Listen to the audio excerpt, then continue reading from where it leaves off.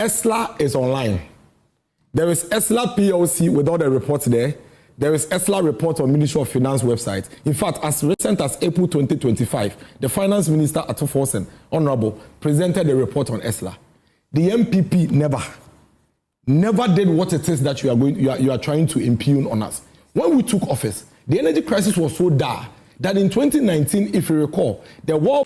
Welcome to the Political Rant with me, the voice right here on Ghana 7 TV GH. Please like, comment, subscribe, share, turn on the notifications. Right, anytime videos of this nature are uploaded, you'll be notified. You know what this debate. Let me begin by saying that as a government, we understand fully the disquiet that Ghanaians have expressed, the anxiety that has greeted this measure. It's perfectly understandable because we are talking about people who have endured terrible hardships in the last 8 years. Taxes have been piled upon them. Their cost of living has gone through the roof. And they have endured a lot of suffering, which in any event was the reason why they booted out the MPP in the manner that they did. So it is to be expected that any additional measure would attract some concern. And we respect that fully. Except that we are at a juncture that requires decisive action. Otherwise, this whole economy will be brought down by the energy sector. To begin with something, it is true that there's inefficiency, and I will speak to some of it. The horrible criminal happenings at ECG and elsewhere that have led us to this particular juncture. Something, even before this government took over, and let me stress that there's a government that has been in place for barely 6 months. Even before we took over, to begin with, we had to deal with what we call energy legacy debt of 67 billion Ghana cedis. That is even before we lifted a finger as a government. Now, this is not debt that you can ignore. You have to pay. And it piles on for as long as it remains on your books. And it is not as though we have done nothing about it. Something, this year, if you look at the budget, the finance minister is giving the energy minister 23 billion Ghana cedis to settle part of this debt. 23 billion Ghana cedis. Now, this debt has come about because, as we all know, perhaps we don't talk about it much, but as we all know, even if ECG collected all the monies due them, the money will not be up to how much is spent to produce power and distribute it. If ECG collected all the money. And that is because of the way that the tariff is structured. That is the first point. So under recoveries is one of the reasons why we have a 67 billion Ghana cedi. And this has been there for decades. The second point is that arising out of deliberate policy of the Akufo-Addo administration, this legacy debt was compounded. For many years, a critical component for producing power, which is the purchase of fuel, was not added to the tariff. The president and cabinet took a decision that consumers should not pay for that, but government will pay for it. Something, unfortunately, they did not pay for it. So all the liquid fuel they bought, a significant part of it remains unpaid for. So it is debt that you and I have to shoulder. The criminal mismanagement of the exchange rate, and I heard Baumia Waxen Lewikala as I came in. His mismanagement of the exchange rates led to a situation where between July 2022 to November that year, the dollar or the cedi exchanged at the dollar for 17 cedis. It rose from 6 cedis to $1 to 17 cedis. That is an addition of 11 cedis. And you know that IPPs are paid in dollars. And some of the inputs into power generation are bought in dollars. So once this happened, huge debt was accrued. And then, of course, there's the ECG collection. Something you recall that the Akufo-Addo administration claimed that they had reduced electricity tariff sometime in 2018. It was not because the factors that led to production had reduced in terms of their cost. They just asked the ECG to reduce electricity tariff. In order to make that sustainable, they should have paid the difference, which would have been a subsidy, something they didn't pay. So it's added to this debt. You remember? Energy sector shortfall payment ahead of us between 2023 and 2026? Something, a betrayal. Betrayal of the trust of the people is the reason why anybody would speak up against this. That's all. For me, I don't think there is any sin graver than betrayal of trust. The situation we find ourselves is simply a clueless, everlasting, incompetent bunch of arrogant braggarts who, Felix, I beg you. You call that criminal and all manner of things. I didn't speak, I beg you. You spoke for 15 minutes. Don't interrupt. I haven't said anything. No. You are interjecting me. Don't do that. You spoke for 15 minutes. Go ahead. A clueless, everlasting, incompetent bunch of arrogant braggarts who have simply scammed their way into government. That's all. And that is why you see the people speaking. I mean, he's right. This is not the first tax or levy the people of this country are paying. We are already paying, and we keep paying, and they will add more, we'll pay. But the reason why the people will speak up against this is because you came to tell them A, and you are doing B. You betrayed their trust. The fiduciary relationship that the NDC built with the people of this country while they were in opposition, the big talk, the plenty grammar, all the blabbing they did, knowing the gravity of the issues at hand, and they said they have solutions. And they were emphatic. He said, we will solve this without burdening you with additional tax. In fact, the finance minister in his budget, I think paid 264 or so, the 2025 budget, actually mentioned ESLA and all the reviews, but it went ahead to indicate that they are not going to add anything. The finance minister is caught on tape at his vetting when he was asked that all these plenty things you are saying your government will do, when you come to office, you are at the same time saying you remove this tax, you remove this tax, you remove this tax. How are you going to do these things? He said, in this country, I have studied the economy of this country for a very long time, and I do not need to add new revenue handles to be able to deal with the issues. He said you do not necessarily. Yes. That's what he said. That's a caveat. No, but the context is important. The context was specifically, you are removing all these taxes. You are making all these promises. How are you going to deal with the gap? He said, don't worry. I have studied this for a very long time. I would emphasize on compliance to make up for the money. He even went on to talk about all these tax refunds, which he said that if he deals with the tax refunds by reducing it from 6% to 4%, the amount of money he will make is far more than all the taxes he's removing. That is the reason why the people are talking. And when we talk, you tell us to shut up, and you are taking us to history and giving us historical background about how debt came about. Why are we doing this to ourselves? Why? We go to bed on Tuesday. We go to sleep on Tuesday. Wake up Wednesday morning with a 4 cedi 50 pesos on every gallon of petrol we buy in this country. And you're telling us we should keep quiet because I am MPP, because I squeeze banana into my vehicle? Why do you think the MPP lost the elections by the margin with which we lost? It is because you told the people that you won't do this to them. If the people knew you were going to remove e-levy, remove non-existent, what I mean non-existent, I mean nobody paid, emission tax, and ask for claps and applause, and bring them 4 cedi 50 pesos per gallon 2 months later, you think they'll be clapping for you? You went to squeeze the hands of GPRTU and force them to reduce transport fares by 15%, telling them about how you have brought the cedi you up and brought dollar up, for which reason fuel prices have come down and so they should remove it. Knowing very well that you have already prepared your memorandum for a 4 cedi 50 pesos on a gallon of fuel. That is dishonesty. That is leadership of insincerity. If the GPRTU knew there was a 4 cedi 50 pesos per gallon coming, something, they would not have agreed to the 15%. At best, they would have dealt with another percentage, maybe lower than 15%. Today, as we speak, an Uber driver who is using a VIT car is paying close to 42 cedis every day to government for free. And you are saying we shouldn't talk about it? And then you come and tell us that, oh no, we have reduced burden. We have given you gold on the street of Ghana, and so now we can afford to slap all manner of levy on you. And then they keep lying. Oh, when we came to power, fuel prices were 17 cedis. That's a complete falsehood.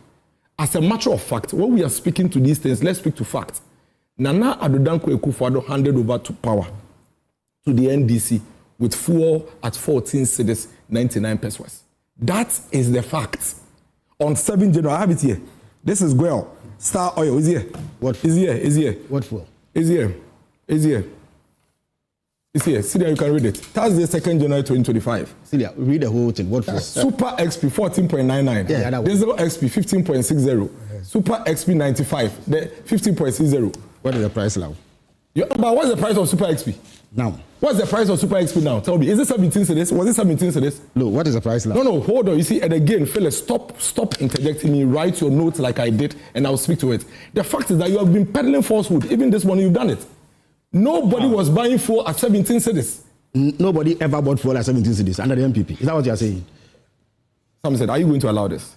So context is important. No, but nobody bought fuel at 17 cedis at the time nobody bought fuel at 17 cedis under the MPP. He's qualified. He's qualified So then, at the time they handed over power. So where is the lie?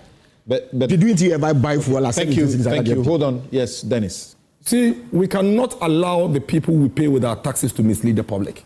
The fact is that you took over power with fuel at 14 cedis, not 17 cedis. That is But fact. I didn't say we took over Can I power just with speak fuel at and you 17? make your notes? But you are putting words into my mouth. Can I just speak and you make your notes? All right. When you get the chance, you see, now you've taken close to about 2 minutes of my time. No, he interjecting. hasn't. No, it's true. I've done 6 I minutes. It hasn't done taken that. 2 minutes. It's wrong. Don't do I haven't that. done that. Because I could do that to you.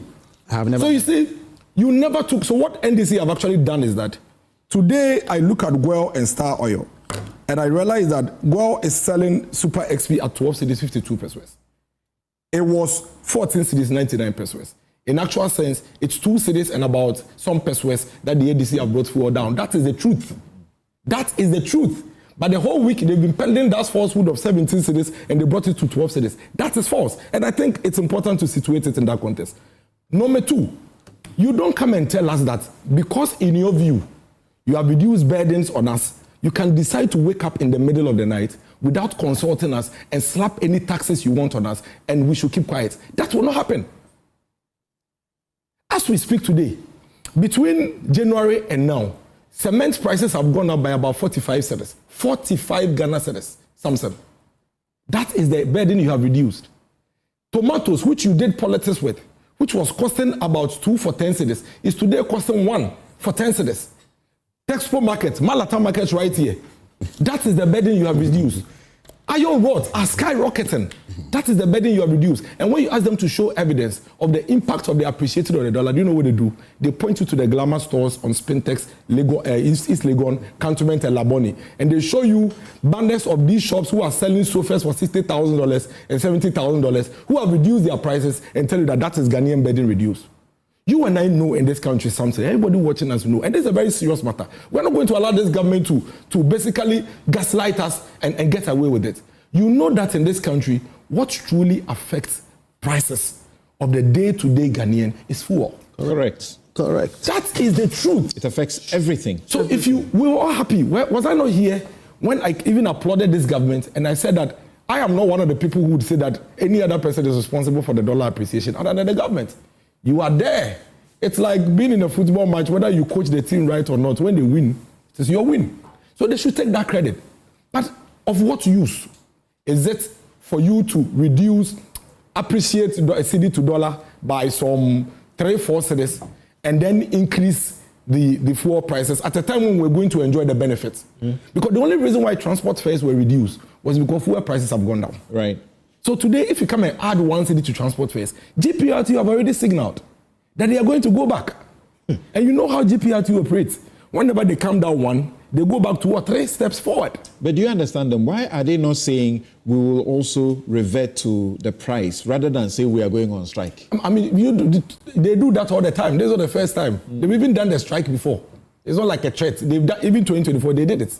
So we'll discuss that. But the fact of the matter is that the reality is what we are confronted, not the grammar. The reality is that you told the people when you come, you won't do this.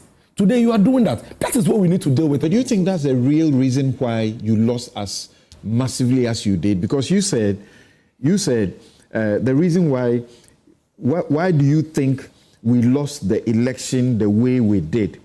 It was because you promised them that you will not bring taxes. Yes, economy pockets. But people also remember that you promised that your tisika so accommodate. And we couldn't deliver. And that you were going to make gains from corruption. Do for you, they couldn't do for you. vote for us. Now let's come to this whole energy thing. Let's put it on record. Something you and I know, and that is also fact. The MPP did not criminally, like he put it, manage the energy sector for us to come into this debt. As a matter of fact, if you are going to describe what has brought the energy debt as criminal, then you are the criminals. Because you and I know that three things make up our energy sector debt. The excess capacity, which is about $500 million thereabout every year, which you signed, and you heard him say that the NDPP, you signed 32 of it, 32. Something you signed 32 of it. That is fact. Now the fact is that you go and sign contracts with people and tell them to generate power. The country is going to be able to afford to, maybe it's going to be able to use 4,000 megawatts. You go and sign contract of 5,000. I'm making a point. So there's an excess of 1,000. That excess of 1,000, your agreement with them is that whether you use it or you don't use it, you will pay. Now, Council, Bentel, and myself, we only pay for power that we have used. That's 1,000 excess capacity that you took from them. It didn't come to us, so we don't pay for it. What it means is that every day, that excess capacity bill is on government. We voted for you. You said you were going to change. I agree. For 8 years. Hold on. No, I'm not. I haven't complained. Okay. I am only making a point that you have no business. It is a complete insult on the Ghanaian people for you to come and sit on TV and call the energy sector debt criminally managed when you signed the baby. He gave over a dozen reasons. Hold on, I'm coming to all of them. Number two, the second reason for her debt, and there is none more than these three. The second reason is the point that Council Bento made, and he himself made it. When ECG itself goes to lift the, let's say the 4,000, before the 4,000 gets to our homes, 500 is lost through technical losses because the cables are weak, this is not there, you understand? 500, the technical aspect, 500. So we don't even receive the entire 4,000 for us to use and even pay. Now, after we have also used the 3,500, ECG should come and collect the money from us. They are collecting 3,000. So that one to 500 is lost. These are the reasons why we have these challenges in the energy sector. Correct. That is fact. Correct. Nothing else. There is no other thing. Now look at each of these three things. Which of them makes MPP criminal and doesn't make you worse of a criminal? When we had a handle or an avenue by which we were seeking to make ESLA is online. There is ESLA PLC with all the reports there. There is ESLA report on Ministry of Finance website. In fact, as recent as April 2025, the Finance Minister Ato Forsen, Honorable, presented a report on ESLA. The MPP never did what it is that you are trying to impugn on us. When we took office, the energy crisis was so dire that in 2019, if you recall, the World Bank came to do an assessment and said that if we don't deal with the energy sector debt in a certain way, by 2025, our debt was going to grow to $12.5 billion. World Bank report is there. As part of that, the government had to put in place mechanisms to arrest some of the legacy debt. In fact, at that time, if we had not intervened, ESLA had just been introduced. It had not accumulated yet. And the IPPs were crying for their money. You are expecting ESLA to accumulate and you pay them.